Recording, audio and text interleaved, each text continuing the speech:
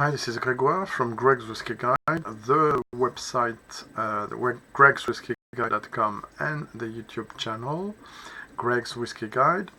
Welcome to my followers. If you've already been there, thank you very much to still follow me, and also if you like the video, as usual, click the like button, thumbs up, and the notification bell, so you'll be aware of the new videos coming in. Like I said in the previous one, there's gonna be others with other themes. For now, we are sticking a bit to the Scottish theme and to single malts theme, and also mainly to here to core range and affordable whiskies under 70-75 euros. Okay, so I selected 10 whiskies and a few runners-up. About availability, most of them are available currently, not in every shop, but in supermarkets or retailers, sometimes also in travel retail. These are not exclusively the best 10 years old, but let's say my 10 favorite at the moment. Also, considering I have issues with some bottlings and some are discontinued, I will explain all this. So, about runners-up that do not figure in that list, there's the Glenmorangie 10 years old, which is behind me, in two versions, the current one and the previous one, which I prefer. But as it's not available unless you find it in secondary market, I cannot really put it on the list, but I like this classic Highlander style with some character flowers, some fruits as well, some fresh herbs and spices, really something very pleasant. And if you see this bottle, try to have it 30-40 euros. It should not be more than 50, even in secondary market. It's not a super masterpiece, but a very pleasant Highlander. Otherwise, the current 10 years old original is okay, but more, let's say, to begin with whiskey. Okay, that's it for this one.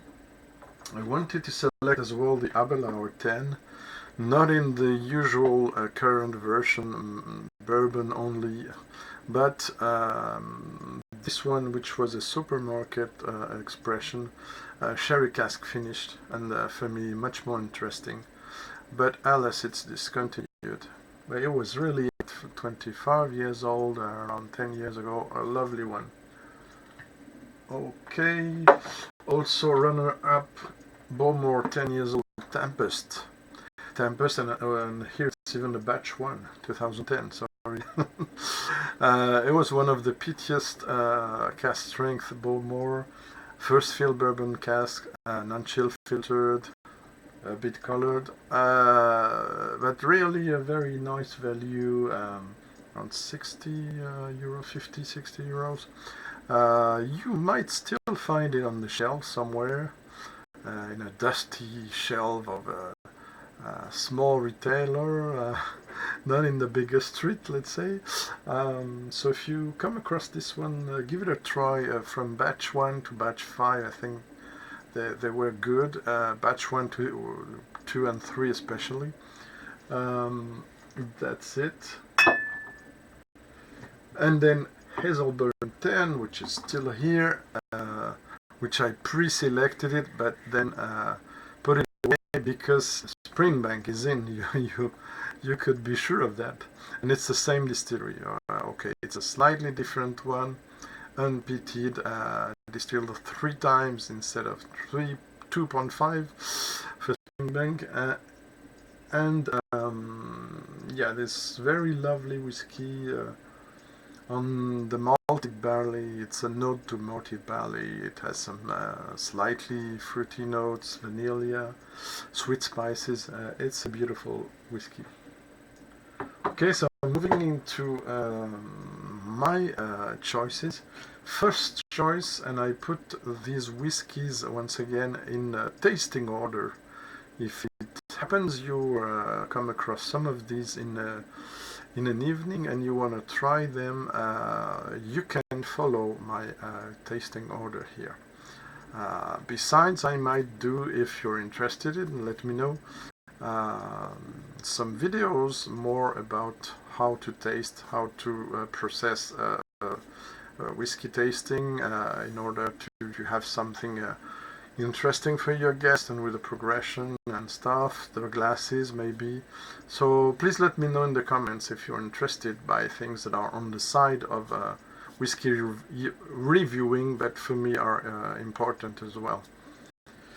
Why Tamdu 10, which is now discontinued instead of Tamdu 12? Because I think in the new 12 and in also batch strength, the last one I had the occasion to taste, and I'm going to talk about it in my report about Salon Club Expert du Gars I'm preparing now for the website, with around 20-30 whiskies reviewed, so it's a bit long. And then I will do the Whiskey Live Paris report on the website, same thing, with a few samples to assess. But yeah, because this is slightly annoying for me note that I don't like much in the 12, that I didn't notice in the beginning, but I had to retaste it. And same for the batch strength. There's a slightly dusty note, woody, but the wood smoke a bit, something not really appealing and pleasant and balanced for me. While for this one, despite it was a 40%, I know in some markets it's in 43% ABV, but for France it was 40%. It is lovely, malty, chocolatey, single malt with only sherry cask refill, obviously mostly, but sherry casks and also sherry casks. And for me, it's a beautiful version that you still can find online, even in some supermarket websites online, retailers, online shops in the UK. You still can find it around 50-60 euros maximum. So I really recommend you to take this one instead of the new ones, and you can afford the 15 that seem to be beautiful. Just try it once, but yeah, so that's it for the Tamdu. Then I selected a bit of controversial, even for me, whiskey, which is Highland Park 10. So we're moving from the Speyside to the Orkney, up north of the Scotland. While Highland Park 10 Vikings cards with a new, very well, let's say a bit too much OTT decorated. It's a beautiful, but it's a bit too much for me. I preferred the previous packaging, just the one before.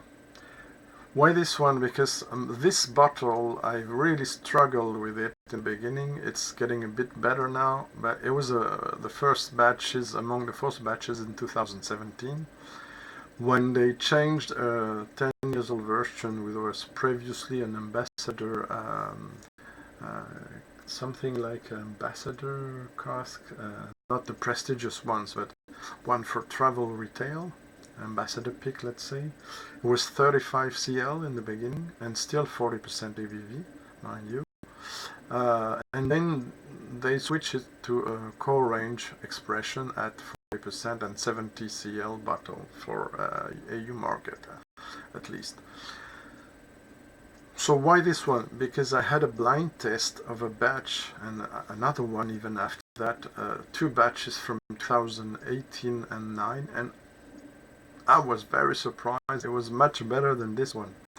So if you see a recent bottling, then there's nothing that tells you that, unfortunately. I'm sorry, on the bottle, but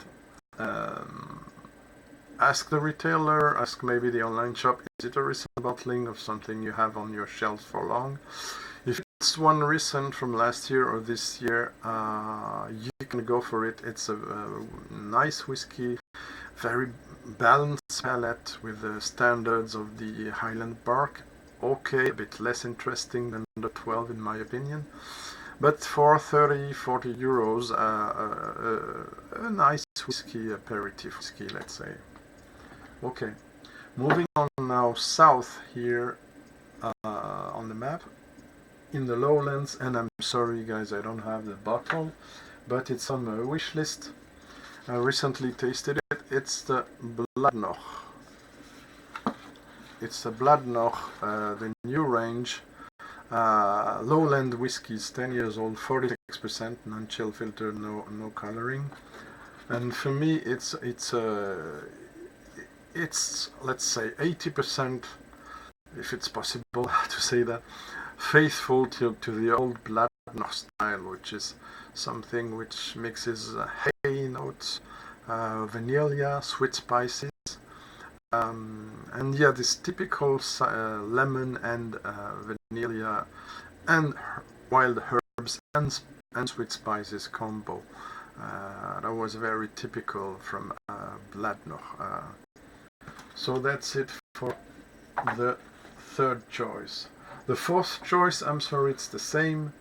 It's not this one because I don't have a bottle of the 10 years old more, but I'm interested to get one with a beautiful new packaging. So it's Arran, the Highland distillery, on the left here under the Campbelltown area in green. The 10 years old, still lovely, almondy, vanilla, sweet spices, with also some herbs profile. A beautiful single malt for around 40 euros. That's still on the market but completely rebranded. And I give you the tip with this one, which was not the current, well, less before the 2019 repackaging, but a previous one. It was in violet, something in violet label. This one is even older, and it's the 14 beautiful expression that's a bit aside from the palette of the 3 or 4 first references they have on the core range, or they had.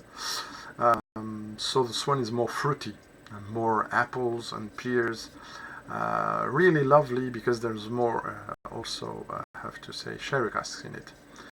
While usually it's more bourbon barrels in the 10 years old, and even if the original, I recommend the original, which is now called Lochranza, I think, which is a no-age statement Arran, entry level, but still very good in my opinion.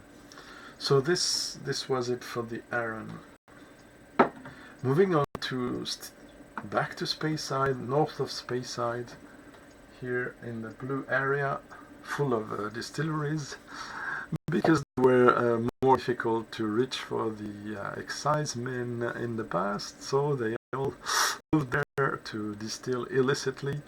And then this Glenlivet that was appointed the first, had the license in 2003 by King George IV, but it's another story.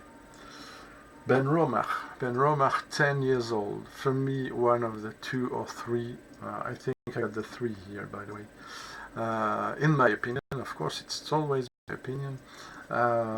Best 10 years old in the market, all countries wise. Why this one? Because for me, it's a masterpiece. It's something that gathers a lot of different flavors, a bit like the Highland Park 12, by the way. But it's a bit different style. It has floral elements with a nice tiny violety,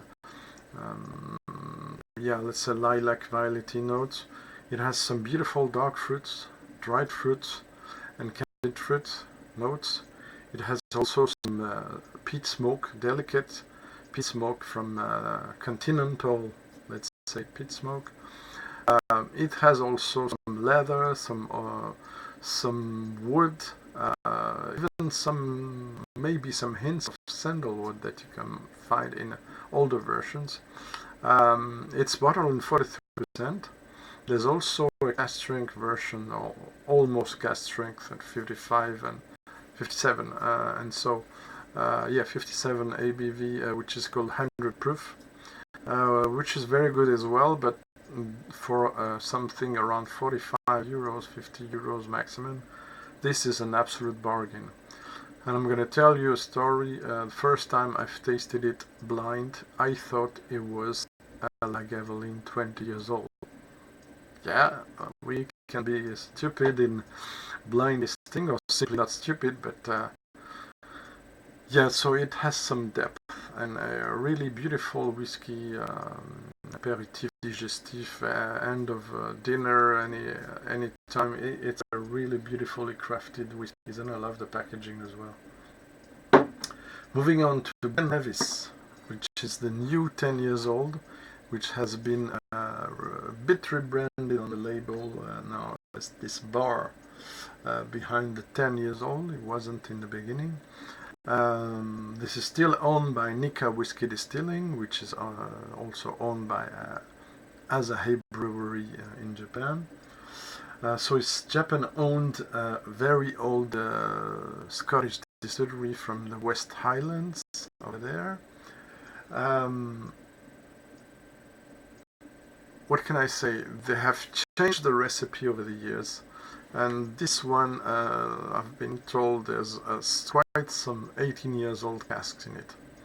Not 100% sure, so it's a guess on what I've read here and there. And I think when someone like Ruben from Whiskey Notes, Belgium, assessed that, is that he has good information about it. I've been told the same, but yeah, it's to take with a pinch of salt now. But you can feel it because it had more depth than before. I've tasted the 10 years old way before. Flavor profile wise, more wood, more spices than the other ones I talked previously. Very warm, old wood, old style maltiness. Old style dark chocolate as well, and also something a bit acidulous or sour, almost sour, combining things and make you think maybe of some remote. Remote, that means not a head, not a head, it's a bit on the background. Note of balsamic vinegar, but it's don't be afraid. It's a slightly thing that makes its style, like some old Macallans, like some old Glenfarclas. It's typical of some sherry maturation in dump warehouses and old style single malts. A beautiful 46%, forgot to mention. This one's a bit higher in price, around 60, 55, 60 euros. Lovely, beautiful, very consistent whiskies. Whiskey, I can put it on the top 4, let's say, maybe 10 years old. Another that's mandatory on the top 4, for me at least, is a Springbank 10. It's not the latest packaging, mind you, don't be afraid. Latest is there's a big orange label and letters in other colors, but dominantly it's orange, and it's just the S that it's orange in there. So a few years ago, I've been tasting Springbank for a lot of time now, 15, 16, 18 years. I love the 10 years old. It has changed over the years. This one is a bit more smoky, more heavily peated, but let's say it's peatier than the 10 years old from the 2000s, the cream label one. I mean, it has more sherry in it, it has more peat in it, it has some slightly rubbery notes, diesel notes that are typical from the Campbelltown style, some say the Springbank funk. It has a lot of character, it's a beautiful structural whiskey for blending. For blended whiskies, it has 40% ABV, non-chill filtered, non-colored, family owned. They help to the community in Campbelltown to maintain the name Campbelltown, but you might know this already because Ralph explains that very well.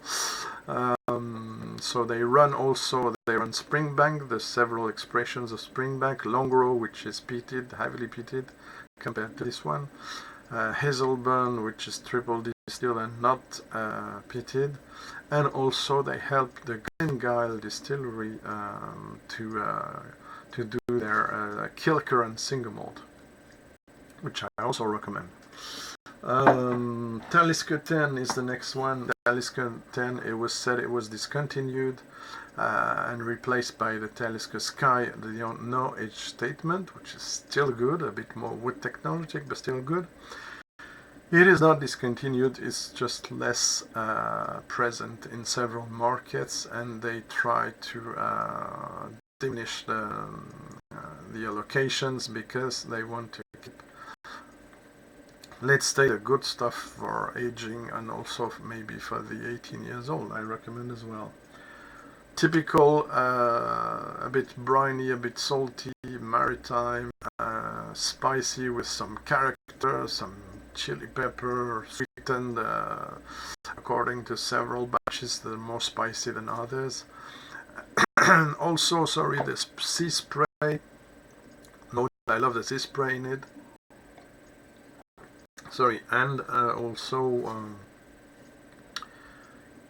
it is a beautiful whiskey to pair with food, and I will be going back to this maybe near Christmas for some tips on your whiskies that you could have on this special occasion, but I give you 2 tips now if I haven't already said them somewhere. You can pair it with cheese, especially Comté or Emmental or things like that, but Comté, an old Comté, works very well with this one. And also smoked salmon. You can also do like I do. Some time I had a spray for for food, and I put, instead of putting what they advised me to put in the shop, which has nothing to do with whiskey, I put some Talisker in it and I spread it over the smoked salmon, and it was very nice. Okay, moving into the 2 last, too much overlooked in my opinion, but there is the 10 years old regular Benra. This is another Speyside. We were to Isle of Skye, now we go back to Speyside for the last time today. Benra is a beautiful distillery that almost never stopped to do peated whiskies. Continental peat, which is drier, which is less, how can I say in English? Less fat-oiled peat. This is not like Abalone, this is not Lefroy, this is not Colilla.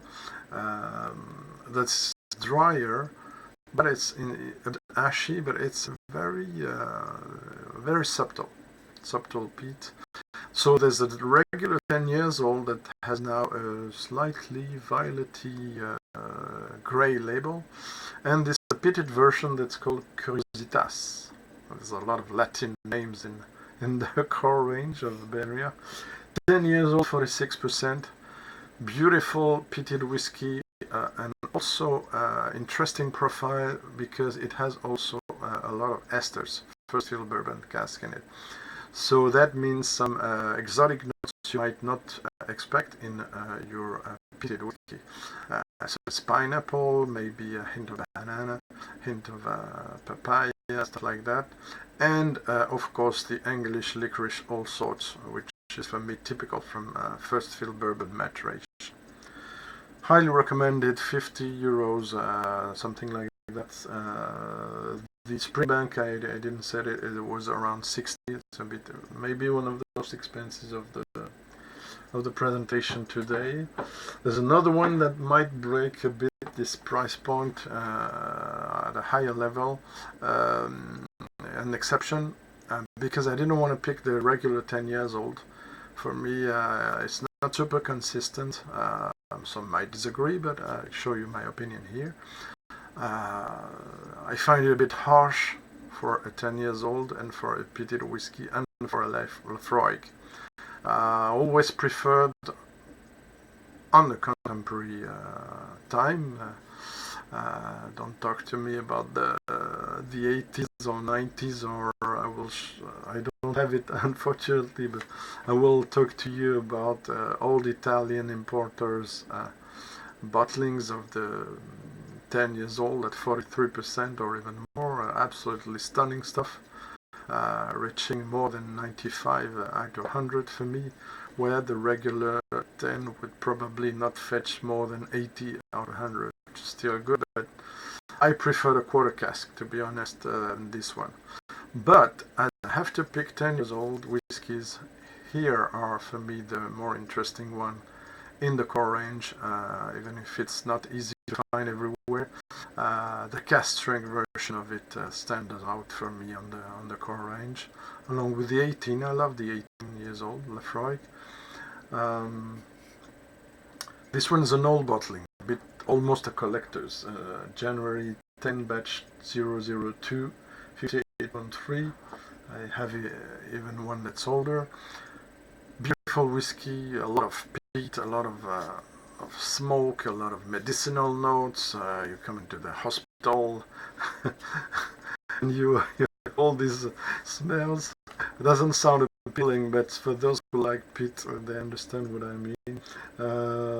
Yeah, you can put some water in it to calm it down, but it's a beautiful expression. Also some beautiful citrus note, vanilla, sweet spices. Yeah, I love this Lefroy.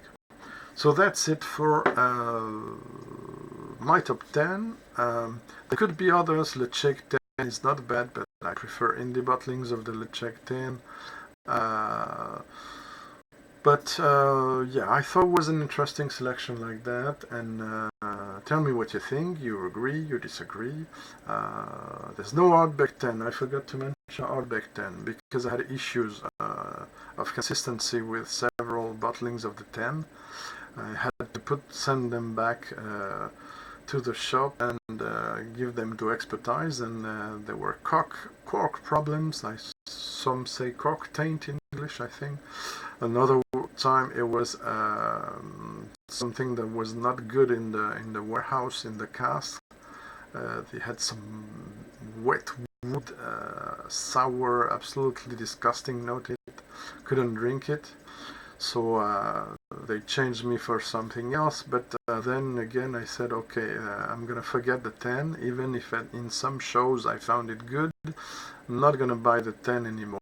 It's a choice. I have a few Ardbegs in my collection. All the ones are indie ones, and I prefer them to anything that's out on the market, on the core range, or some limited editions as well. Maybe it will change someday, I don't know. Prove me wrong.